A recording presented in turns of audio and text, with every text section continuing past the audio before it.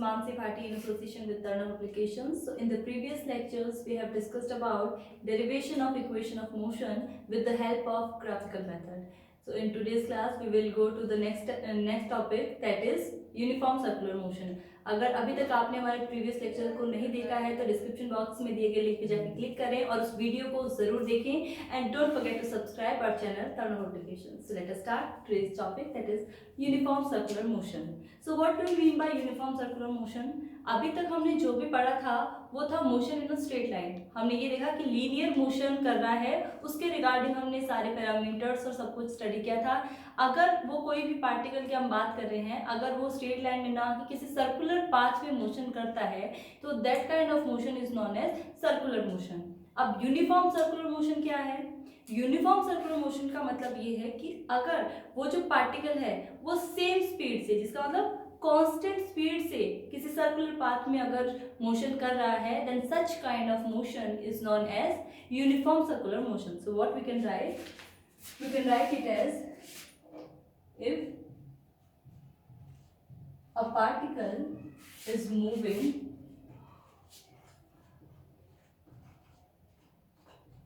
with constant speed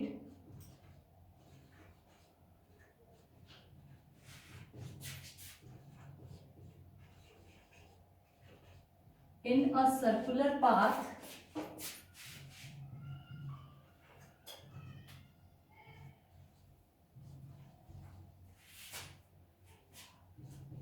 then such kind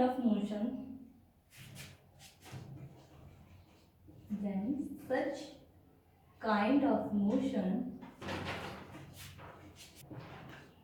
is known as uniform circular motion.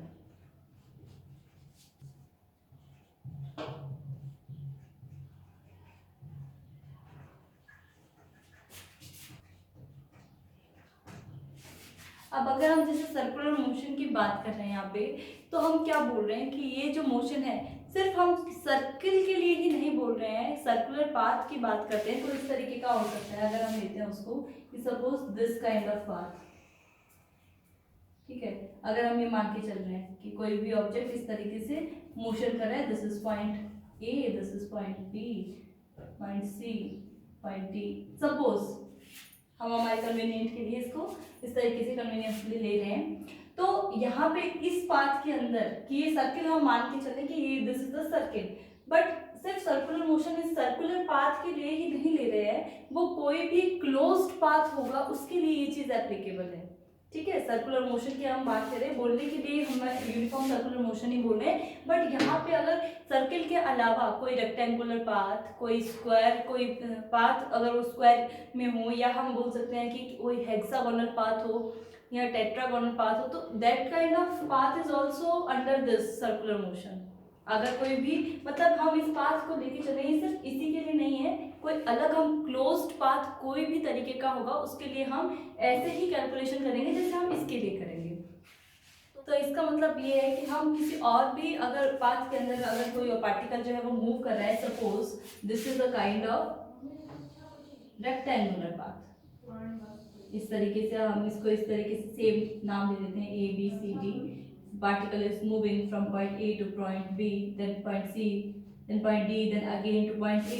So that kind of path is also a rectangular path. तो जो चीज हम इसके लिए पढ़ रहे हैं वही चीज हम इसके लिए भी पढ़ेंगे. मीन्स कोई भी क्लोज्ड पाथ के लिए ये चीज क्या है, एप्लीकेबल है.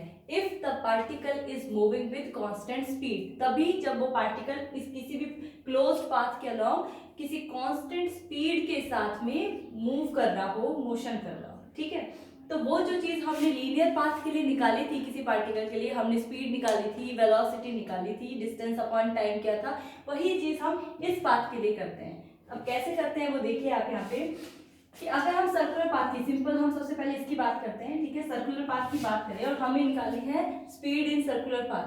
ठीक है, उस पार्टिकल का कितना स्पीड है, तो we know the formula v equals to d by t या x by t. And what is d here, यहाँ पे जो डिस्टेंस है वो कितना होगा, डिस्टेंस कितना होगा, क्योंकि यहाँ पे हम स्पीड निकालेंगे, वेलोसिटी नहीं निकालेंगे. क्यों? क्योंकि velocity will be zero here. कि डिस्प्लेसमेंट अगर जिस पॉइंट से मोशन स्टार्ट हो रहा है उसी पॉइंट पे आता है, मतलब इनिशियल और फाइनल पोजीशन सेम होती है, in that case the displacement will be zero. तो हम यहाँ पे क्या निकाल रहे हैं, स्पीड निकाल रहे हैं, that will be distance upon time. तो डिस्टेंस क्या होता है सर्कुलर पाथ के लिए, कि सर्किल की जो सर्कमफेरेंस होती है that is the total distance, कि पॉइंट ए से स्टार्ट किया उस पार्टिकल ने मोशन और इस तरीके से होते हुए वापस पॉइंट ए पे अगर वो आ रहा है, इसका मतलब उसने कितना डिस्टेंस कवर किया, ए से D, then D to C, then C to B and then again to A, B to A. That means इतना डिस्टेंस वो क्या हो गया, सर्किल की सर्कमफेरेंस हो गई। एंड व्हाट इज सर्कमफेरेंस, परिधि जिसको हम बोलते हैं वृत्त की परिधि। तो what is circumference, it is 2 pi R. तो what we can write 2 pi are upon T.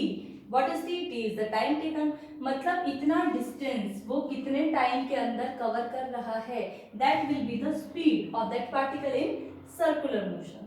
तो यहाँ से हम वेलोसिटी की वैल्यू जो है वो निकाल सकते हैं, that is d by t 2 pi are upon t. Same फॉर्मूले से अगर हमको पूछे कि कितना टाइम लग रहा है उसको एक सर्कुलर मोशन या ये सर्किल कंप्लीट करने में, सर्कुलर पाथ को कवर करने में, that also we can find from here. So what we can write, suppose we need to find time, so we can simply, we are just cross multiplying this, so 2 pi r divided by v, this is the second formula। and if you want to know the radius of the circular path कि कितना बड़ा path है, ठीक है, कितना path है वो cover कर रहा है, क्या उसका साइज है, तो that also we can find from here, r equals to vt divided upon 2 pi। तो ये जो चीज है एक ही फॉर्मूले से यहाँ से हमें दो और चीजें निकल के आ गई, ठीक है, उसको हम निकाल सकते हैं यहाँ से। तो अब देखिए ये जो चीज थी वो हमने क्या, लीनियर मोशन के लिए भी हमने वही निकाली थी जो हमने प्रीवियस लेक्चर्स में स्टडी किया है, वही चीज हम यहाँ से निकाल रहे हैं फॉर सर्कुलर पाथ। तो ये सारी चीजें हमने इसी एक फॉर्मूले से ये चीज दोनों निकाली है। यही चीज हम क्या बोल रहे हैं कि सर्कुलर मोशन के लिए किसी भी और शेप के लिए हम सेम चीज को निकाल सकते हैं। इसका मतलब ये है कि वो क्या होना चाहिए, कोई भी क्लोज्ड पाथ होना चाहिए। तो अगर वो पार्टिकल किसी भी क्लोज्ड पाथ पे यूनिफॉर्म स्पीड से मोशन कर रहा है तो उस मोशन को भी हम फॉर्म मोशन बोलेंगे, यूनिफॉर्म सर्कुलर मोशन ही बोलेंगे। यहाँ पे सर्कुलर मोशन का मतलब किसी भी क्लोज्ड पाथ से भी है। अब अगर यही सेम चीज हमको निकालनी है रेक्टेंगुलर पाथ के लिए तो वहां पे चेंज क्या आएगा, there is a slight change. कैसे आएगा वो देखते हैं अपन। सेम फॉर्मूला यहाँ पे अप्लाई होगा, b equals to d by t, ठीक है। अब यहाँ पे डिस्टेंस कितना कवर हो रहा है, कि अगर कोई ऑब्जेक्ट है वो इस ए पॉइंट से स्टार्ट होता है, बी तक जाता है, फिर बी से सी तक जा रहा है, सी से डी तक, and then again up to A. तो यहाँ पे कितना डिस्टेंस ही ट्रेवल कर रहा है, this is the periphery of this rectangle. और क्या होता है जिसको हम परिमाप भी बोलते हैं, तो वो कितना होगा, it will be 2 multiply by L plus B divided by t. ये इसका फॉर्मूला होगा फॉर रेक्टेंगुलर पाथ। अगर हमें उस पार्टिकल की वेलोसिटी निकालनी है जो कि एक रेक्टेंगुलर पाथ में मोशन कर रहा है तो उसके लिए फॉर्मूला हो जाएगा ये। यहाँ पे सिर्फ डिस्टेंस चेंज हुआ है and rest of the things will be same, वो उसी तरीके से निकल के आएंगी। यहाँ पे 2 पाई आर की जगह यही वैल्यू निकल जाएगी और सेम यहाँ पे आर अगर हमको निकाले तो इसी तरीके से निकले, क्योंकि यहाँ पे इसकी एल है 3 भी, ये साइड्स की जो भी वैल्यू हमको गिवन होगी वो हमें यहाँ पे लिखनी है। नेक्स्ट अगर यही चीज क्या हो, स्क्वायर में हो, ठीक है, तो हम क्या लिख सकते हैं उसका, इसको इस तरीके से सेम फॉर्मूला हम इसी तरीके से निकाल सकते हैं कि कोई भी पार्टिकल जो है वो स्क्वायर के अंदर मोशन कर रहा है। तो what we can write, v equals to same d by t. तो यहाँ पे इसकी वैल्यू क्या हो जाएगी, v इक्वल्स टू डिस्टेंस, वो कितना हो जाएगा डिस्टेंस, ये भी क्या हो जाएगा, स्क्वायर का जो पेरिफेरी होगा उसके इक्वल हो जाएगा। वो कितना होता है, it is 4 into A divided by t. तो a क्या है, 4 मल्टीप्लाई बाय साइड्स, इसको हम लिख सकते हैं suppose this is the A side. तो कोई ऑब्जेक्ट है वो यहाँ से स्टार्ट हो रहा है और वापस इस पॉइंट पे आ रहा है, that means it is completing the periphery of this square path. तो what we can write, v equals to 4 into side that is 4a divided by t। तो ये बाकी चीजें जो होगी इसी तरीके से। तो ये तीनों चीजें हमने किसके लिए निकाली है, किसी भी सर्कुलर मोशन के लिए, if the particle is moving with constant speed. ये चीज बहुत इंपॉर्टेंट है इसके अंदर। इसी से रिलेटेड हम एक न्यूमेरिकल हम आगे करते हैं अभी। So here is a question based on that circular motion, uniform circular motion, An artificial satellite is moving in a circular orbit of radius 42,250 kilometers. We have to calculate its speed if it takes 24 hours to revolve around the earth. मतलब क्या given है question के अंदर कि एक orbit में एक satellite है जो अर्थ के अराउंड इतने रेडियस की ऑर्बिट के अंदर रिवॉल्व कर रहा है, ठीक है। और हमें क्या करना है, हमें उसकी जो स्पीड है उसको मेजर करना है। हमें टाइम पीरियड गिवन है दैट इज 24 आवर्स। तो जैसा कि मैंने पहले भी वीडियोस में आपको बताया है कि कोई भी क्वेश्चन को सॉल्व करने से पहले आपको क्या करना होता है, जो भी गिवन है क्वेश्चन के अंदर that you have to write very first and then you have to think which formula is suitable that you will apply. So we are writing what is given that radius we have given, so r equals to, we can write 42,250 kilometer. This radius is in kilometer. Next, the time period is given t, that is 24 hours. अब हम जो speed निकालेंगे वो किस में आएगी हमारी, kilometre per our के अंदर जो स्पीड आएगी that will be in kilometre per our. Standard unit में हम निकालते हैं तो दैट इज इन मीटर पर सेकेंड, क्योंकि ये क्या है लार्ज यूनिट है, जो रेडियस है वो किसमें है, किलोमीटर के अंदर है, तो वी विल calculate this value in kilometre per hour. So we can find out we can write the formula v equals to d by t, and what is d, because it is moving in circular orbit, तो circular orbit के लिए हमें पता है कि इसकी जो distance होगा that will be 2 pi r, so we can write here 2 pi r divided by t, and we are having the value of r and t, so what we can write, v equals to 2 pi की value हमें पता होती है, it is 22/7, r is 42,250 kilometer, and time we are having 24. When we solve this value, we will get the velocity in kilometer per hour. ये हमें kilometre per our में मिलेंगी।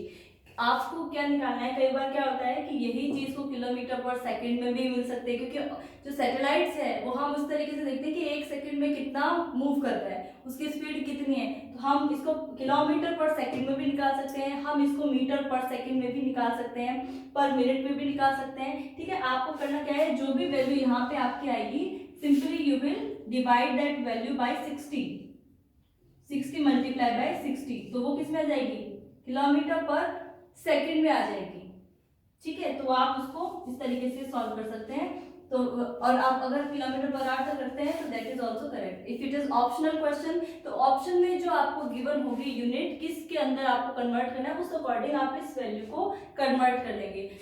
This will be the answer of this, जो भी value आप इसको solve करते हैं उसके बाद में आती है। तो this is all about today's class in which we studied about the uniform circular motion and various examples regarding that and that numerical based on this uniform circular motion. So hope आपको ये video अच्छा लगा और समझ में आया होगा, you understood the concept. So please like and share our videos and don't forget to subscribe the channel. Till then, stay tuned with Tana Publications. Stay safe, stay at home. Thank you.